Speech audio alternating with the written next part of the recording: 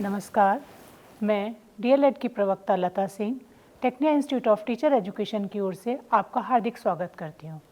मेरा आज का विषय है हिंदी साहित्य का काल विभाजन।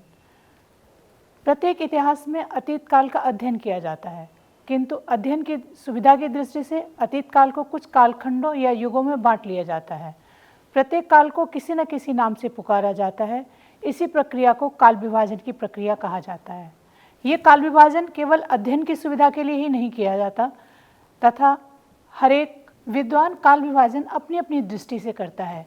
ऐसी स्थिति में ये संभव भी है कि अलग अलग इतिहासकार और लेखकों को द्वारा किया गया काल विभाजन आपस में मेल न खाए। आइए अब हम चर्चा करेंगे काल विभाजन और नामकरण का आधार। काल विभाजन और नामकरण का उद्देश्य इतिहास की विभिन्न परिस्थितियों और घटनाओं के विकास क्रम को स्पष्ट करना होता है। साहित्य का विकास भी समाज के बीच होता है और समाज में जब कोई परिवर्तन आता है तो साहित्य पर भी उसका प्रभाव पड़ता है। सही काल विभाजन और नामकरण वही है जो साहित्य की परंपरा को सही रूप में व्यक्त करने में सहायक हो और जहाँ से साहित्य की मूल चेतना में परिवर्तन दिखाई पड़े वहीं से नए काल की शुरुआत मानी जानी चाहिए। अब हम चर्चा करेंगे हिंदी साहित्य के काल विभाजन की समस्या। हिंदी साहित्य के काल विभाजन में हमारे सामने कई समस्याएं आती हैं। सर्वप्रथम ये निर्णय करना कठिन होता है कि हिंदी साहित्य का इतिहास कब से आरंभ होता है, क्योंकि इस बारे में विद्वानों में अलग अलग मत हैं। हिंदी साहित्य के प्रसिद्ध लेखक जॉर्ज अब्राहम ग्रियर्सन ने अपने इतिहास ग्रंथ में हिंदी साहित्य का आरंभ 7वीं शताब्दी से माना है।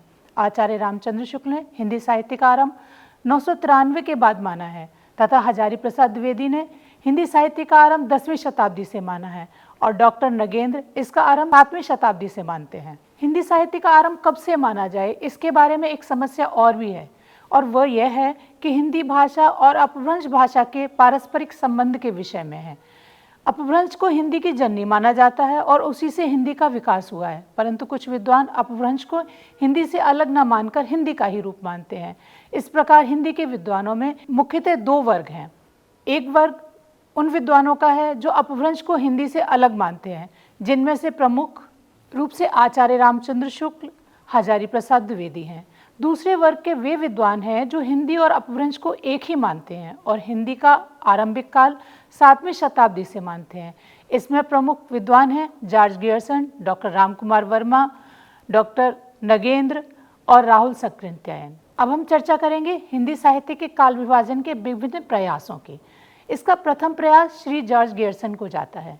जॉर्ज ग्रियर्सन द्वारा किया गया काल विभाजन पहला है चारण काल, जो 700 ईस्वी से 1300 ईस्वी तक का था। दूसरा है 15वीं शताब्दी का धार्मिक पुनर्जागरण काल। तीसरा है जायसी की प्रेम कविता। चौथा है कृष्ण संप्रदाय। पांचवा है मुगल दरबार। छठा है तुलसीदास काल। सातवां है प्रेम काव्य।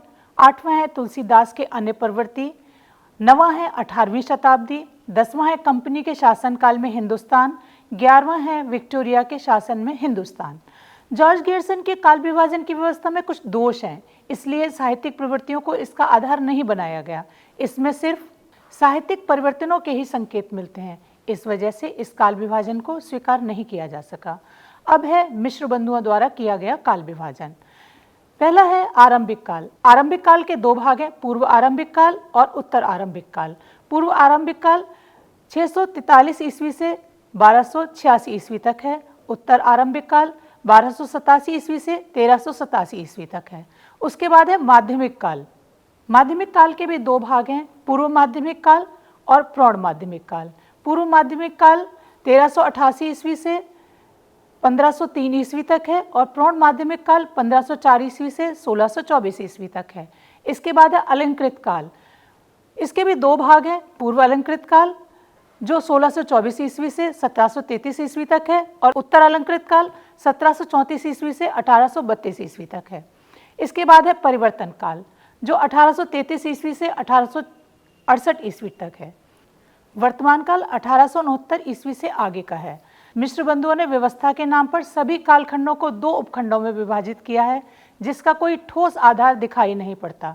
अतः इस विभाजन को भी विद्वानों ने स्वीकार नहीं किया है। आचार्य रामचंद्र शुक्ल द्वारा किया गया काल विभाजन। नंबर 1 वीरगाथा काल 993 से 1318 ईस्वी तक। भक्तिकाल 1318 से 1643 ईस्वी तक, रीतिकाल 1943 से 1843 ईस्वी तक, आधुनिक काल 1843 से अब तक। फिर है आचार्य हजारी प्रसाद द्विवेदी द्वारा किया गया काल विभाजन। नंबर 1 आदिकाल सन 1000 से 1400 ईस्वी तक, पूर्व मध्यकाल सन 1400 से 1700 ईस्वी तक, उत्तर मध्यकाल 1700 से 1900 ईस्वी तक, आधुनिक काल 1900 से अब तक। फिर है परवर्ती इतिहासकारों द्वारा किया गया काल विभाजन। इसमें है पहला आदिकाल 1000 से 1400 ईस्वी तक, मध्यकाल 1400 से 1900 ईस्वी तक, आधुनिक काल 1900 से अब तक। काल विभाजन में इन सभी प्रश्नों में आचार्य रामचंद्र शुक्ल और हजारी प्रसाद द्विवेदी का मत सर्वाधिक मान्य है। आचार्य शुक्ल ने प्रवृत्तियों को आधार बनाकर कालों को सुव्यवस्थित विभाजित किया है। आचार्य हजारी प्रसाद द्विवेदी ने रामचंद्र शुक्ल के विभाजन को भी स्वीकार किया है। उन्होंने संवत के स्थान पर ईस्वी सन का प्रयोग करके काल विभाजन को और भी व्यवहारिक बना दिया है। उपयुक्त विवेचन के आधार पर निम्नलिखित काल विभाजन हिंदी साहित्यकारों के बीच मान्य है।